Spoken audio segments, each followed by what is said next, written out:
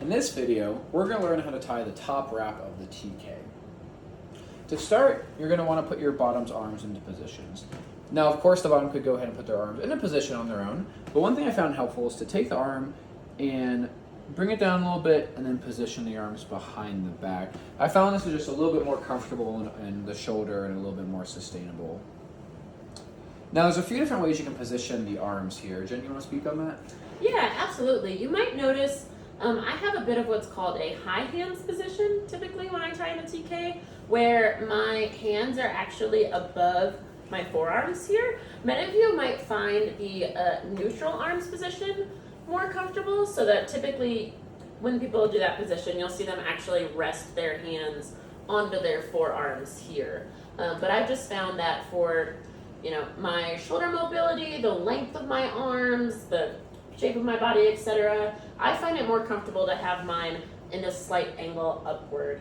But many of you might find neutral arms to be more comfortable, and there may be some people who find even like a slightly lower hands more comfortable, especially if they've had, say, like shoulder injuries, or find even like this position pretty stressful. Sometimes lowering that can give the shoulders a bit of relief. But I would say most people tend towards neutral hands, and some people like me like them a little higher than that position. To start, we're going to tie a fairly loose single column where these wrists meet. One little trick that can be help your body be a little more comfortable here is that instead of trying to dig this rope behind the arms there, is to take this little crook here near the armpit and kind of slide your rope over into place. I find that to be a little easier. Another little trick is when you have your bite down here, you need to kind of figure out how much rope you need for your single column. One trick is to kind of bring it in about the top of the back of the head there is generally have as much rope as you need there. So I'm going to go ahead and bring this second rope through and checking here to make sure I don't have any twists or anything in my rope here. And now again, I do want to make this fairly loose, so I'm going to open the cuff there a little bit, go ahead and tie my single column there. And one thing I will always check once I'm done with a single column is ask my bottom, can you rotate your wrists or switch your hands? And what I mean by that is the ability to change which wrist is on top. Yeah, so if you're in a high hands position like me, that's more like which hand is kind of closer to your back and further away. So for me, that looks like a little slip like this. If you're in that neutral hands position, that's more where it's going to be which hand's on top. Can you typically flip it like this? You'll notice when you bottom in TKs that even this slight adjustment here can make a lot of difference in terms of your level of sustainability in the tie. And if they're unable to do that, all that means is that your single column here is a little too tight. Just untie this, retie a little looser, and you should be just fine. So the next thing you want to do is make sure that this knot is on top. Once I've adjusted it there, I'll go ahead and start my very first wrap here. Doesn't matter which way you go. You can start left, you can start right. I'm just going to start left in this instance. And here we need to think about the placement where we want our very top wrap. I generally aim for the very top of the armpit. Somewhere just above that position is normally where I place it. Bring that wrap across the chest and over the same spot on the opposite shoulder. I'm going to continue my wraps here.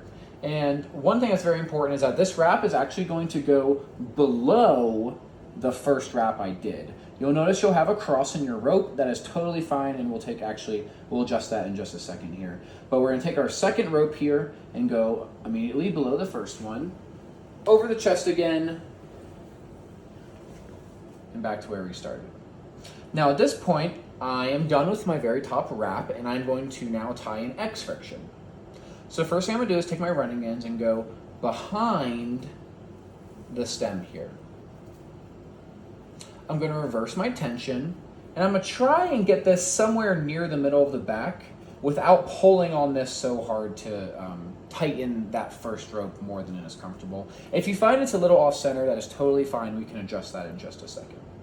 So to continue with my X friction, I'm going to reverse my tension here. I'm going to go to the top right, finger hook behind those wraps. Go to the top left, finger hook behind those wraps. And it's always a good thing to kind of compact your frictions, make them nice and tight and neaty there. And then finally, go around the stem. Now here, just to lock it off, I'm just going to do a simple half hitch. Again, just make my 4, bring my rope through the eye of the 4, and just pull that tight.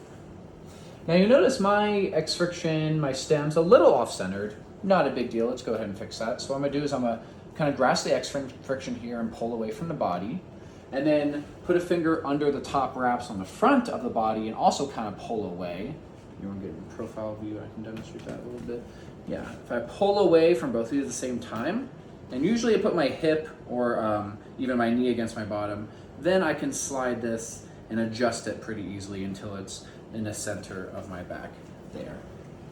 And after you've tied this, it's always a good idea to dress your wraps. I want to make sure that they're even. This one seems a little higher than I'd like it. And with TKs, you always want to dress from front to back. In this case, I'm going to dress this down a little bit. And also, it's just a good idea to remove any sort of twists you might have in your rope, any sort of bends. And in fact, this is a good opportunity. Remember, we had this cross in our rope from our second rope here. Dressing this wrap here will help push that cross further back towards the stem where we want it. It can be pretty uncomfortable to have that right on the shoulder there. And if you want, bottoms, this is a good point to check in with your body awareness. How does the tension of the wrap feel? How does the placement of the wrap? I was just going to ask if Thomas here could dress that wrap down a little bit. Honestly, they both feel just like a little bit high. I think so. For me, so I would ask for that to be dressed a little lower. This is a good time to practice your, hand checks that we talked about in class. So can you touch each thumb to each of your fingers? Can you squeeze both hands? I want to do both. And then equally, it's important, can you open both of your hands against your Tops hand? At this point, you should not, at any point, you should not be experiencing any, tingling in any specific parts of your hands or anything like that. But it's always a good practice very early on in the tie, or even before it goes on, to do those hand checks, just that way you and your top have a point of reference for when you get into the tie. And as you can see, I can still do my hand flip as well. And if at any time you do feel any sort of tingling in your hands, anything that might feel uncomfortable, oftentimes dressing one of these wraps either up a little bit or down a little bit can help alleviate it. And now if it doesn't alleviate it quickly, then of course, feel free to untie. And one thing that is nice and convenient about the way we've tied this TK is that we still have our bite loose here from our single column. We can actually untie just this single column right here and free the arms and the wrist to come down without having to untie all of our wraps. And also, if you have a loose enough single column here, depending on where you're at in your tie, you might be able to take your hands out as well. I would just say it's good practice to always communicate to your top that you want to do that you intend to do that. Especially as you start getting into things that are more suspension focused, you don't want to, unintentionally change the integrity of the tie. So always check in, same way as tops should be checking in with you. And if you get in a position where you need to, oftentimes you can release those hands there. And now you know how to tie a TK.